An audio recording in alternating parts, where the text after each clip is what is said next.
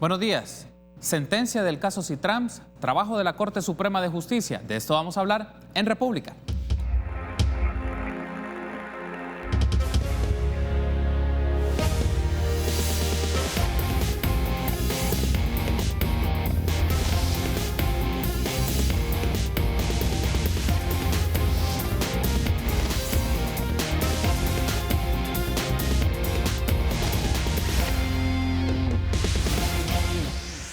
Muy buenos días, qué gusto que nos acompañe en una nueva emisión de República. Les saluda Carlos Monterrosa, es un agrado que esté con nosotros por la mañana, miércoles 12 de junio del año 2019, deseando que lo que va de esta semana sea muy provechosa y de mucho éxito para usted en todas las actividades que está emprendiendo. Por nuestra parte, el compromiso es ofrecerle análisis de diferentes sucesos de la realidad de nuestro país desde una perspectiva crítica, pero también profunda de estos casos, de estos fenómenos, de estos acontecimientos que marcan la vida política de El Salvador.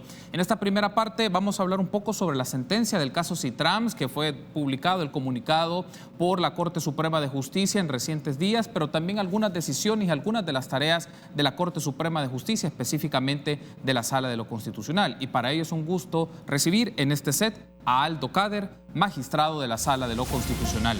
Buenos días, magistrado, bienvenido a República, qué gusto que nos acompañe nuevamente. Buenos días, muchas gracias por la invitación y aquí estoy a disposición para poder platicar del trabajo de la Sala de lo Constitucional. Y uno de los temas que vamos a desarrollar en estos minutos, magistrado, es la sentencia del caso Citrams, que se publicó o se hizo de conocimiento público el comunicado sobre la resolución que tomó la Sala de lo Constitucional. Para eso quiero pedir a producción que nos apoyemos con un full pantalla del comunicado que hizo la Corte Suprema de Justicia. Ahí tenemos comunicado, Sala declara inconstitucional el uso privativo del Citrams, y ahí podemos ver en pantalla cuál ha sido toda la información que presenta dicha resolución, y vamos a tomar un dato concreto de esto, un extracto de dicho comunicado.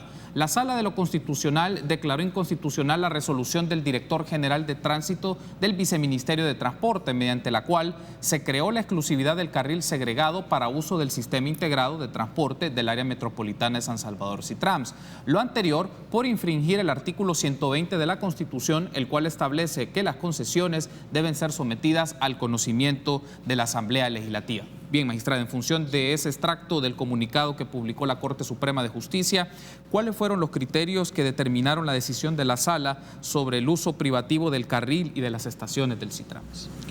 En este caso, digamos que lo medular de la decisión estaba enfocado en el hecho de que se trataba de un bien que, de acuerdo al artículo 120 de la Constitución de la República, para poderlo dar en concesión a un particular, tiene que pasar de manera previa por un proceso de autorización, de aprobación por la Asamblea Legislativa, a propuesta del órgano ejecutivo, porque es quien va a impulsar algún proyecto de esta naturaleza.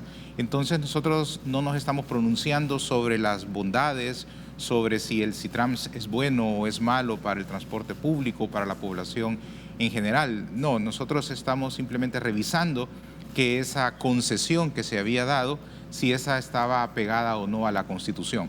Y luego de nuestros análisis pudimos advertir que todo derivaba simplemente de un acuerdo que se adoptó, ¿verdad?, por el Viceministerio de Transporte, y que no había sido una autorización de la Asamblea Legislativa como manda la Constitución, por tratarse, insisto, repito, de un bien de uso público.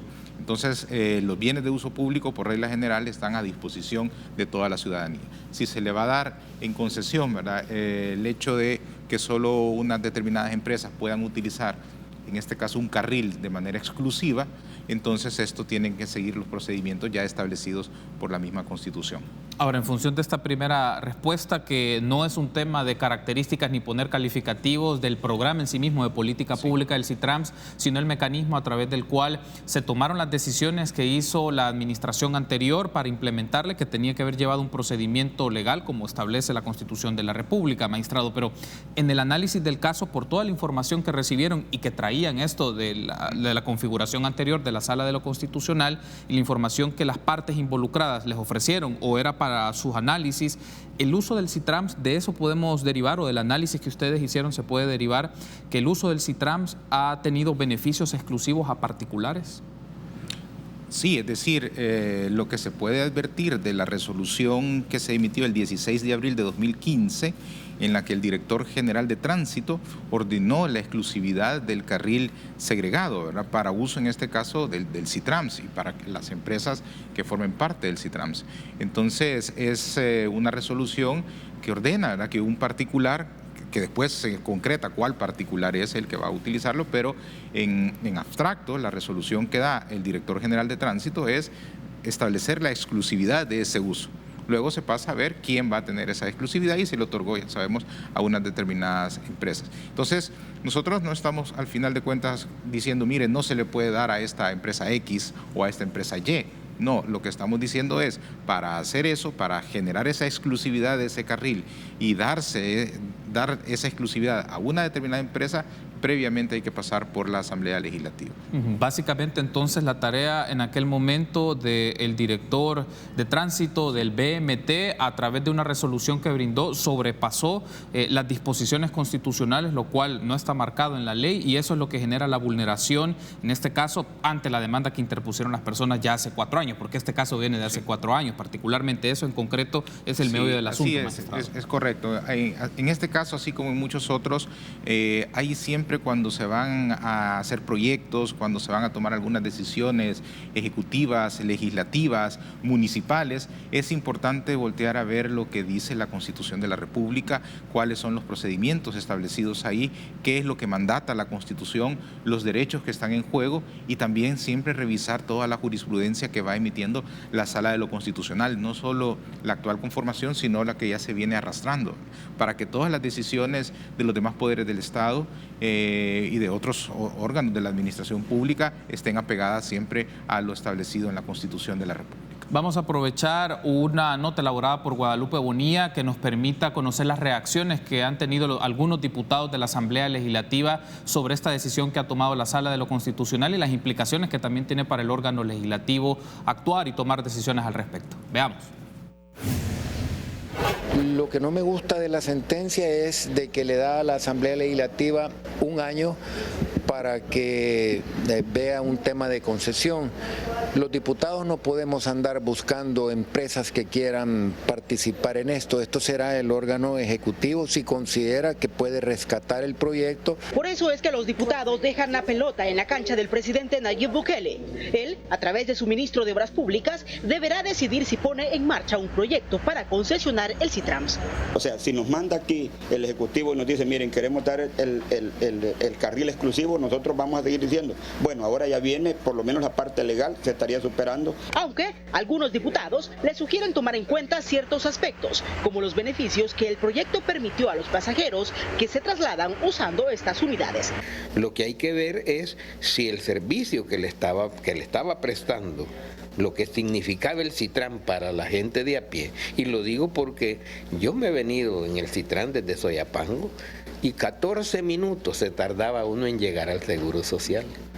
14 minutos. No es necesario tener ese montón de separadores. Nosotros siempre nos pusimos a los famosos separadores que realmente tiene ahí. Ojalá eso se refiera al presidente, a desmontar esos separadores, porque no era necesario justamente, o sea. Lo que sí es cierto de que ha habido prácticamente un asocio y hay que analizarlo desde ese parámetro. El presidente de la Asamblea señala otro elemento que cree no puede quedar fuera de la discusión y, según dice, es la sanción que deben recibir los funcionarios del gobierno que autorizaron el Citrams fuera del marco legal.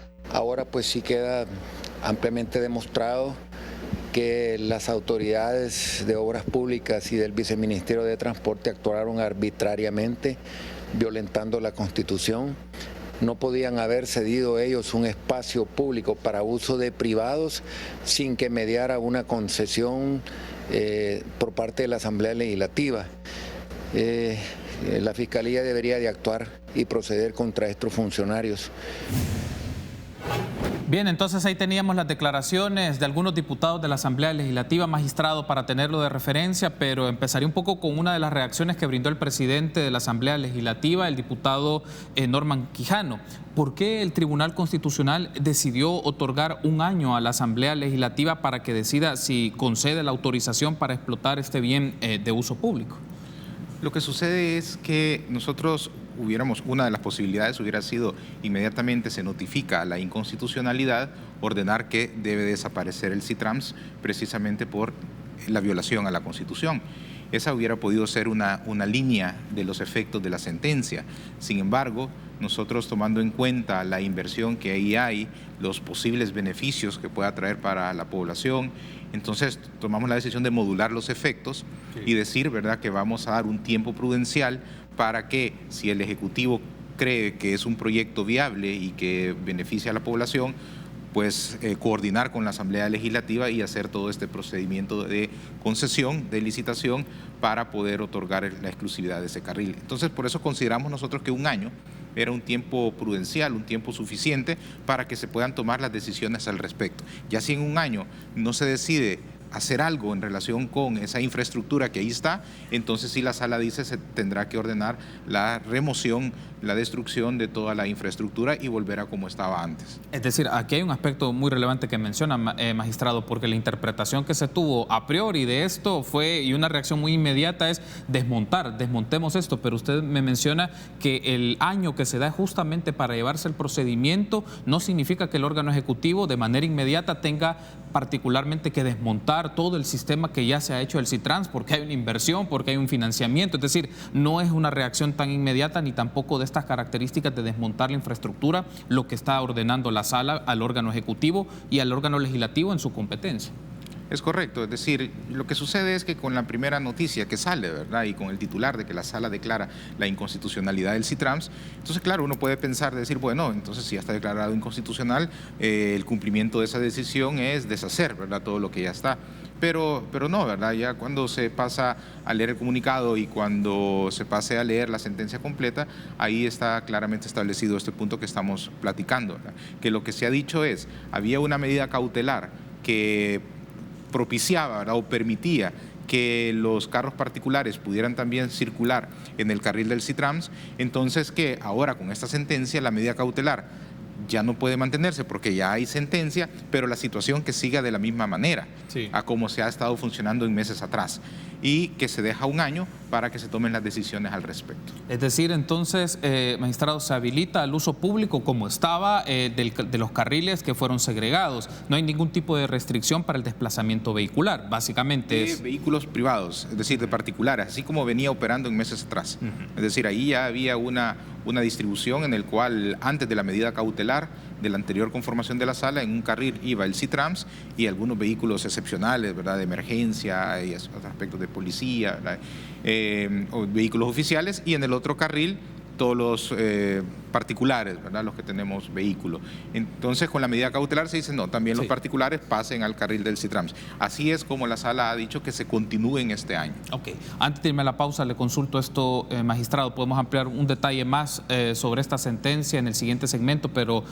Cuando hicieron esta valoración y este análisis, el colegiado, todos los magistrados de la Sala de lo Constitucional, fue uno de los elementos en consideración también la condición en la que quedarían los usuarios del CITRANS ante el uso ahora de estos carriles, de cómo se venía desarrollando con la medida cautelar. Es decir, también se consideró la perspectiva o el análisis de la situación que afrontaba la gente que utiliza este sistema.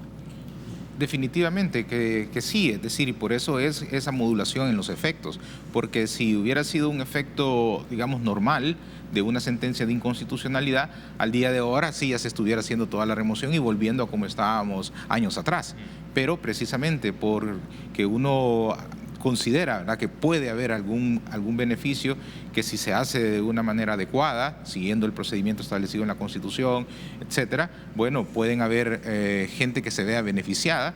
Uno escucha opiniones de gente que utilizaba el CITRANS que dice, bueno, ha tenido cierto beneficio. Entonces nosotros, al no ser una política que decida el órgano judicial, fue que establecimos ese año para que las autoridades tomen la decisión, hagan esos estudios para ver si en verdad hay beneficios fuertes para la población, para el tráfico vehicular de esa zona, entonces que se tomen las decisiones respectivas. Muy bien, tenemos que hacer la primera pausa. Al regresar seguimos ampliando este tema y otros de la agenda constitucional. Regresamos.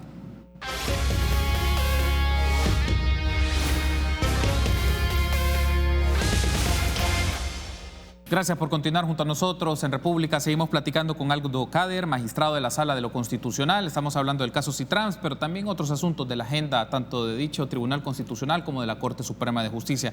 Un aspecto más sobre el caso Citrams, magistrado, por la decisión tomada, por un poco los antecedentes y lo que usted nos ha mencionado, por la decisión que tomó el director general de tránsito del BMT allá en abril del 2015, esto y la información que ustedes han obtenido y que ha llevado todo este caso a lo largo de este tiempo, estamos hablando de 4 años, esto puede derivar en una investigación judicial sobre el procedimiento de la creación e implementación del Citrams. Digamos, eso se lo consulto más desde la lectura más jurídica y de investigación. ¿Esto puede llevar o deriva obligatoriedad de las instancias pertinentes para investigar todo este procedimiento de la creación e implementación del Citrams a la luz de esta decisión que tomó el director general del BMT?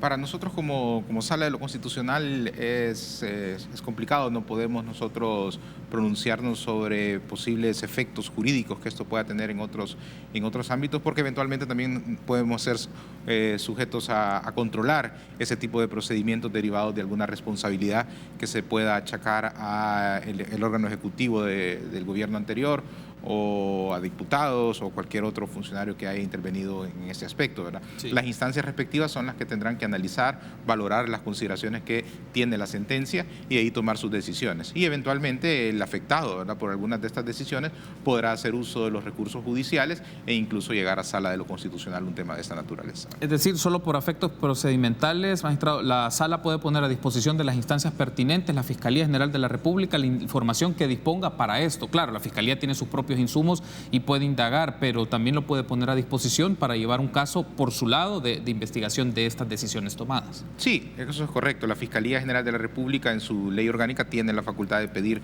certificaciones de los expedientes, aún los expedientes de Sala de lo Constitucional, y nosotros tenemos la obligación de otorgarlos, sobre todo los de inconstitucionalidad. Y en este caso creo yo que en la sentencia se puede ver bien cuál fue todo el procedimiento de creación de esta exclusividad y cómo la Sala de lo Constitucional fue llegando al meollo del asunto, porque se comenzó a analizar desde artículos que se impugnaban del Reglamento General de Tránsito hasta llegar a esta, digamos, resolución del 16 de abril del 2015 emitida por el Director General de Tránsito. Es decir, se tuvo que hacer un análisis bastante exhaustivo de encontrar a dónde estaba el origen, ¿verdad?, de esta exclusividad que no se había hecho apegado a la Constitución. Antes de cambiar a otro tema, y lo dejo como una pregunta un poco, si puede resultar más ilustrativa, ¿cuál es la moraleja de esto, magistrado? ¿Cuál es la moraleja de este caso en concreto por la atribución del órgano ejecutivo que se tomó respecto a algo que debía llevarse el procedimiento constitucional, pero también la Asamblea Legislativa? ¿Cómo quedan? ¿Cuál es en este caso la moraleja de esta decisión tomada y que años después, con esta sentencia, pues ya se deja el panorama más claro? Yo creo que lo que deriva de esta sentencia y de muchas otras de la Sala de lo Constitucional es que proyectos de gran envergadura para el país tienen que hacerse, entre otras cosas, ¿verdad?, conforme a la Constitución de la República. Es decir, quizás el primer aspecto que debe de valorarse siempre para si el Ejecutivo, el Legislativo, las municipalidades quieran generar un proyecto de una gran envergadura nacional, con muchos recursos que impacten a la población para bien o para mal, ojalá que sean siempre para bien, pero que se revisen lo que establece la Constitución de los pasos que hay que dar conforme a la Constitución. Tenemos un marco constitucional y legal que cumplir, todos los funcionarios, todas las personas. Entonces, todo lo que queramos hacer tiene que ser en respeto a lo ya establecido en nuestra Constitución, que viene de 1983 y que ha sido interpretada de manera vasta y abundante por todas las salas de lo constitucional. O sea, básicamente hay un tema de responsabilidad compartida del órgano ejecutivo a través de una resolución, según no tenía esa competencia hacerlo, y en el caso del legislativo discutíamos la aprobación de un crédito o de un préstamo para desarrollar este programa de política pública cuando se vislumbraba que esto debía pasar por una concesión. En este caso de la sentencia hemos solo descartado la inconstitucionalidad de artículos del Reglamento General de Tránsito y del préstamo en sí, que también fue objeto de impugnación y de objeto de control, sino que solo se aterriza en la inconstitucionalidad de esa resolución del órgano ejecutivo. Ok, bien, ahora cambiemos un poco de tema, magistrado, y también pedirle en este momento a producción nos puede poner en pantalla un comunicado de la Corte Suprema de Justicia ante un amparo que interpuso la señora Xóchitl Markelly y cuál fue la respuesta que brindó la Sala de lo Constitucional ante este caso. Ahí tenemos, Sala de lo Constitucional ampara a ex concejal de San Salvador, y ahí podemos ver un poco la ilustración de este comunicado y vamos a tomar un extracto de dicho comunicado. En el presente caso se comprobó que cuando se ordenó la separación de la señora Marchelly Canales de su cargo de directora suplente del Consejo Directivo del ISDEM, el periodo para su nombramiento no había vencido aún, por lo que era titular del derecho a la estabilidad en el cargo. En tal sentido, la autoridad demandada, antes de adoptar la decisión de separarla de su cargo, debió tramitar un procedimiento previo para garantizar los derechos de audiencia y de defensa de la actora. Bueno, entonces ahí tenemos este comunicado ante el amparo y la resolución que brindó la Sala de lo Constitucional del amparo interpuesto por la señora Xóchitl Markelly. Aquí hay un asunto, magistrado, para efectos que quede claro a nuestra audiencia, es cómo vulneró el Consejo Municipal de San Salvador los derechos de la señora Markelly cuando fue separada de su cargo en el Consejo Directivo del ISDEM. Sí. Este caso creo yo que también es bastante puntual y bastante claro, y además es un caso que replica, por decirlo así, criterios que viene adoptando la Sala de lo Constitucional desde el año 1997-1998, cuando se destituyó a un superintendente general de electricidad y telecomunicaciones, el señor Orlando de Sola, me parece, por el presidente Armando Calderón Sol, que en paz descanse. Entonces, es una jurisprudencia que viene de ahí y que se ha seguido consolidando. ¿En qué consiste esta jurisprudencia, este criterio de la Sala de lo Constitucional? En entender que a partir del artículo 219 de la Constitución, no solo para empleados y funcionarios públicos hay lo que se conoce como estabilidad laboral, que sería para un empleado, ¿verdad?, de la administración pública, sino que además también la Sala ha dicho que hay estabilidad en el cargo para aquellos funcionarios que son elegidos para un determinado cargo, un determinado puesto para un periodo determinado, para un periodo específico. Sí. Por ejemplo, en el caso que yo citaba de 1997-98, en donde a un superintendente se le elige para un periodo de 5 años.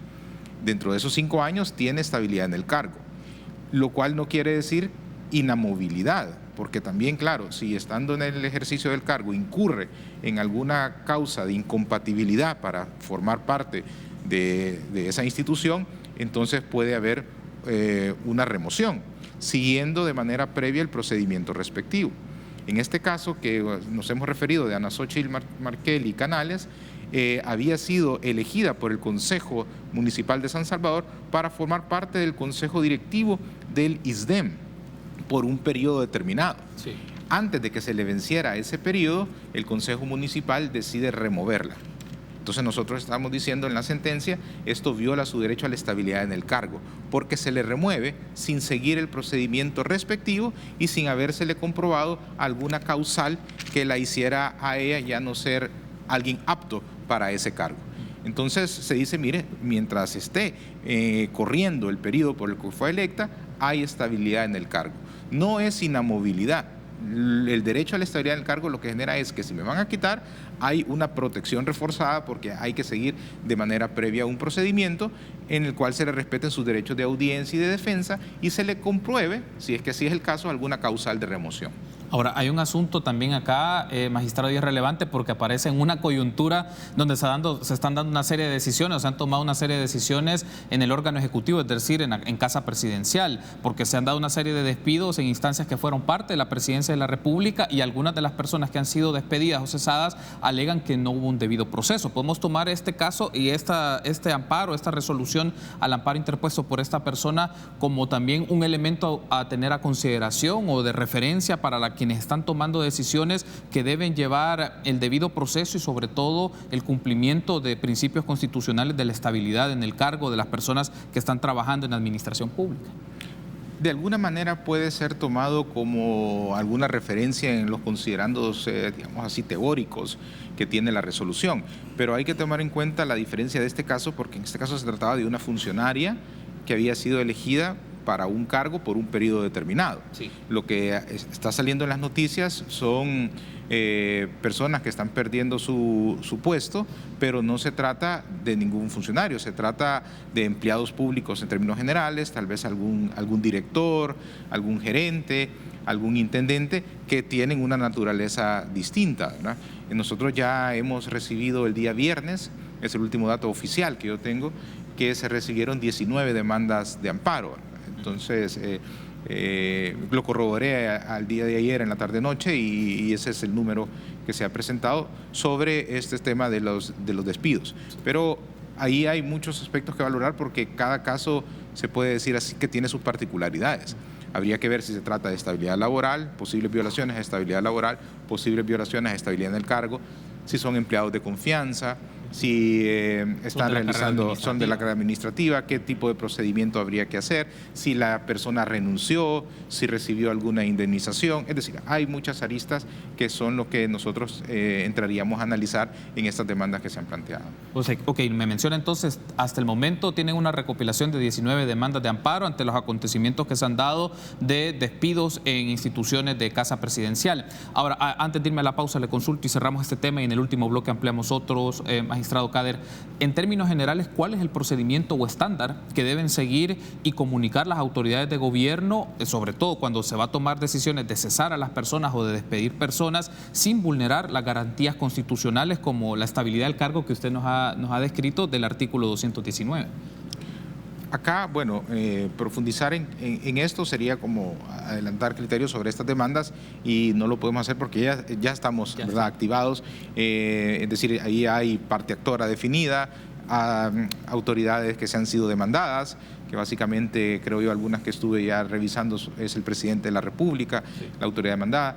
Entonces ahí lo que sí quizás explicar a la población es qué es lo que viene. Y lo que viene es analizar si esas demandas, en primer lugar, cumplen los requisitos de ley para poderse admitir a trámite.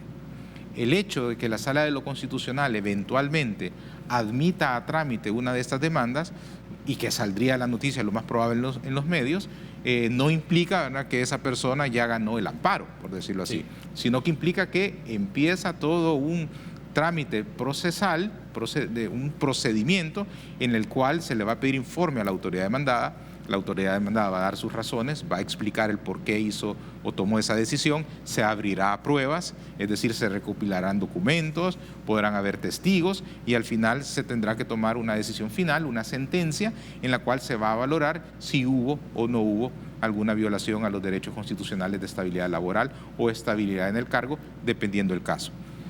Por el contrario, si la demanda ahorita nosotros consideráramos que no reúne los requisitos de ley, podrá ser sujeta de alguna prevención o podrá ser declarada improcedente. Y si es declarada improcedente, bueno, ahí habría que ver las razones por las cuales se declara improcedente. Podría ser porque la persona no tiene derecho a la estabilidad en el cargo y sea una jurisprudencia consolidada de la sala, o porque el asunto todavía no puede llegar a conocimiento de la sala porque tenga que agotar algún recurso administrativo en la cartera de Estado en donde se haya dado la destitución. Ok, muy bien, tengo que hacer una pausa y al regresar otros elementos de análisis. Volvemos.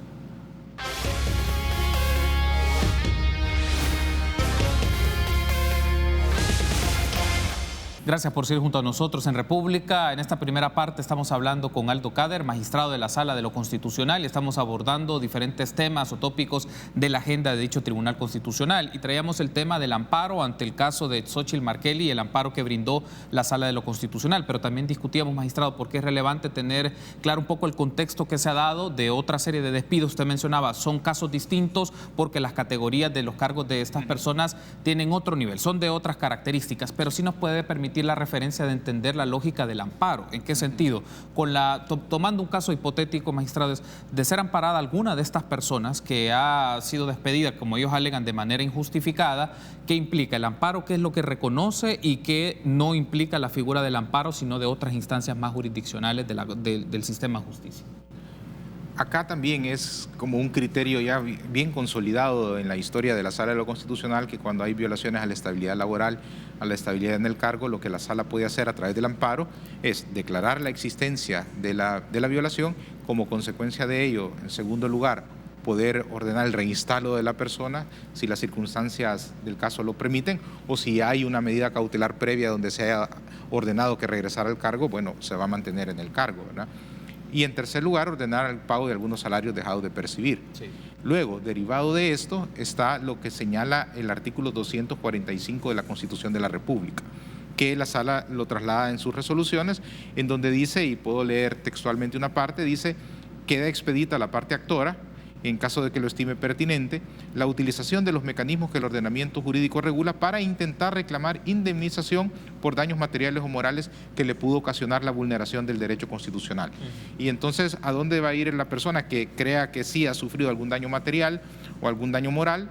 Bueno, va a ir a los juzgados civiles y mercantiles para plantear una demanda de indemnización por daños y perjuicios, tomando como referencia o como elemento probatorio la sentencia que ha dado la Sala de lo Constitucional. Eso sí constituye un referente clave ya para las otras instancias jurisdiccionales, digamos, el hecho de ser amparado por la Sala de lo Constitucional, eso sí es innegable. Es un elemento probatorio que tendrán que considerar, ¿verdad? No es algo automático que hay daños y perjuicios, pero es un elemento importante el texto de la sentencia constitucional donde se declara la violación. Y no solo es para casos de estabilidad laboral, es decir, cualquier otra violación constitucional, el 245 es claro que todo funcionario responde, ¿verdad?, de manera directa con su patrimonio por algún daño material o moral. Solo para clarificar este dato, actualizar, usted me mencionaba 19 demandas de amparo que se han recibido, y todas estas, las demandas van dirigidas directamente al presidente de la República, o no solamente es la única persona demandada.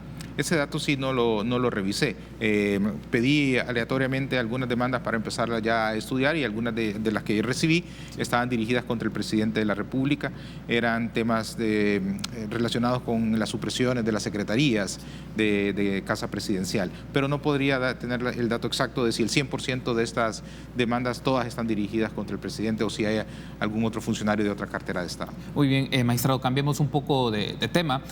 Otro de los asuntos que también ha estado en discusión y se ha conocido recientemente es que la Asamblea Legislativa retomará las discusiones sobre el proyecto de ley de reconciliación, a pesar de que hace una semana se intentó su aprobación en el Parlamento salvadoreño. Magistrado, desde su perspectiva y su análisis y el seguimiento, porque la sentencia de la Sala de lo Constitucional también implicó un seguimiento que le daba a dicho Tribunal Constitucional ante la declaración de inconstitucionalidad de la ley de amnistía en la sentencia del 2016. Pero ¿cómo califica el procedimiento de la Asamblea Legislativa respecto a este caso, lo que se ha dado en las últimas semanas, y si este procedimiento que ha hecho la Asamblea Legislativa ha seguido las disposiciones determinadas por la sentencia de la Sala de 2016? Aquí se da algo similar a cuando un caso está en trámite y nosotros no podemos pronunciarnos sobre lo que va a ser la decisión final. En este caso, lo que ha sucedido es que hay todo un proceso de ejecución de esa sentencia y que se ha dado un mandato a la Asamblea Legislativa.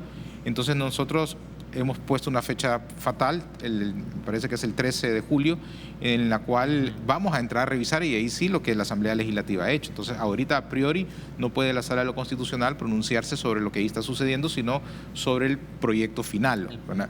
Sí, decirle a la población que en este caso la Sala de lo Constitucional muy probablemente en estos días va a emitir alguna resolución, porque está en juego la resolución de la Corte Interamericana de Derechos Humanos.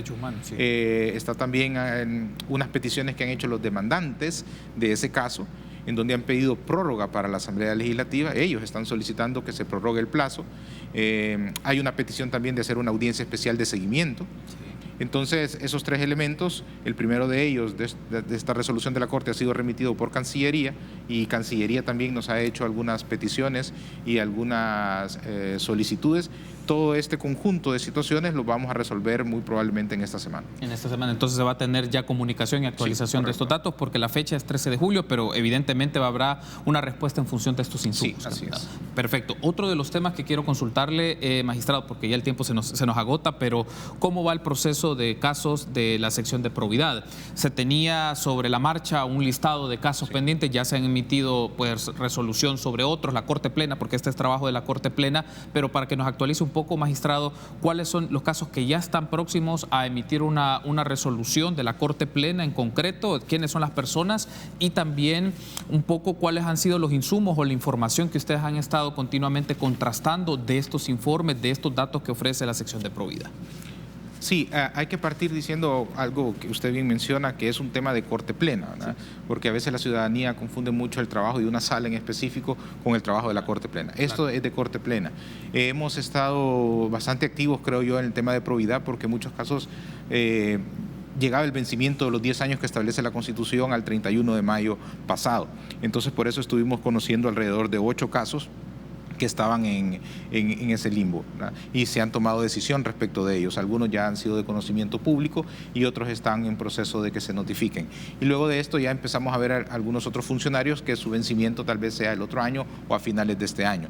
Se ha conocido que está en carpeta el análisis del señor Sigfrido Reyes, del expresidente de la República, Salvador Sánchez Serén, del exvicepresidente de la República, Óscar Ortiz, el ex superintendente, se me escapa el nombre de un ex superintendente, y así otros funcionarios que están en carpeta y ya los estamos comenzando también a conocer. Entonces, son casos voluminosos, complicados, hay mucho informe financiero, mucho informe contable. A veces son resoluciones de 400 páginas, porque imagínense un funcionario que ha estado 9 años, 12 años en la administración pública y empezar a analizar todos sus movimientos financieros, todas sus transacciones, es complicado, pero el compromiso que tengo de entrar a ver esos casos y seguir un ritmo bueno para dar respuesta a ellos. Claro, por la complejidad que esto tiene, magistrado, y también uno de los asuntos, hemos tenido paneles acá con especialistas que investigan estos casos, y uno de los elementos que sale como común denominador, magistrado, es el hecho de cómo se puede tener una versión abreviada y que sea efectiva sobre esto, porque usted ha mencionado, son informes voluminosos, con información técnica, financiera, contable y diferentes aspectos, pero ustedes emiten una decisión si esto aplica o no para que se lleve ante las instancias pertinentes un juicio de carácter ya civil, pero el punto aquí en concreto es, ¿se puede llegar a un mecanismo abreviado pero efectivo de esto para que tenga celeridad la decisión y esto se pueda llevar ante las instancias correspondientes en función de la resolución o decisión que tome la Corte Plena? No, realmente que es difícil, porque para determinar si hay indicios de posible enriquecimiento ilícito o de algún otro tipo de aspectos penales o de otra naturaleza que también nosotros al verlos podamos derivar a Fiscalía, a Ministerio de Hacienda, hay que ver toda la documentación presentada, es decir, todas las pruebas de cargo que hay, todas las pruebas de descargo que hayan hecho los investigados para determinar si hay algún tipo de indicio. Lo que sí podemos hacer, una vez que se tome decisión, plantearle a la ciudadanía, digamos, un resumen ejecutivo del caso. En sí, la resolución que establece, por ejemplo, si hay indicios, es una resolución también que trata de condensar toda la investigación.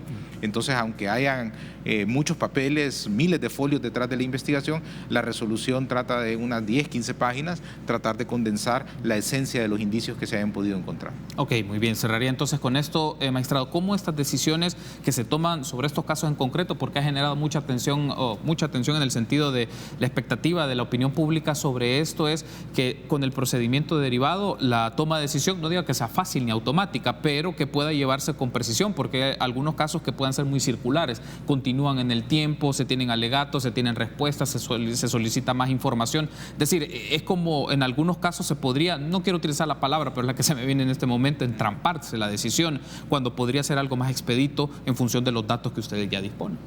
Yo creo que aquí la clave para evitar eso que usted menciona es apostarle a una nueva ley de probidad.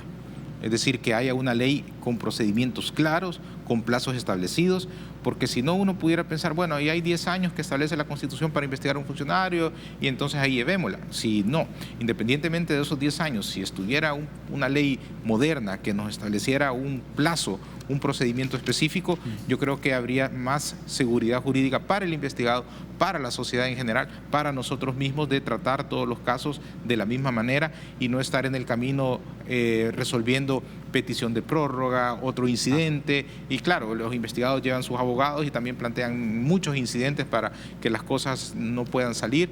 También el tema final de cuánto tiempo nos va a tomar una deliberación ya una vez el caso está en conocimiento de Corte Plena, porque ahorita no hay plazo, entonces puede ser que en una sesión de Corte Plena se tome la decisión, o casos que pasan las sesiones y no nos podemos poner de acuerdo o no hay mayoría de votos. Muy bien, magistrado, quiero darle las gracias por haberme acompañado y darnos esta lectura de la agenda, no solamente de la Sala de lo Constitucional, también de la Corte Suprema de Justicia. La invitación está hecha para que sigamos discutiendo estos temas. Muy amable por su tiempo, magistrado. Gracias. No, a ustedes, muchas gracias, muy amables, y en la medida que la agenda lo permita, con mucho gusto vamos a poderle trasladar a la población las explicaciones del caso. Perfecto, gracias por haber estado con nosotros. Permítanos una pausa, continuamos con más entrevistas.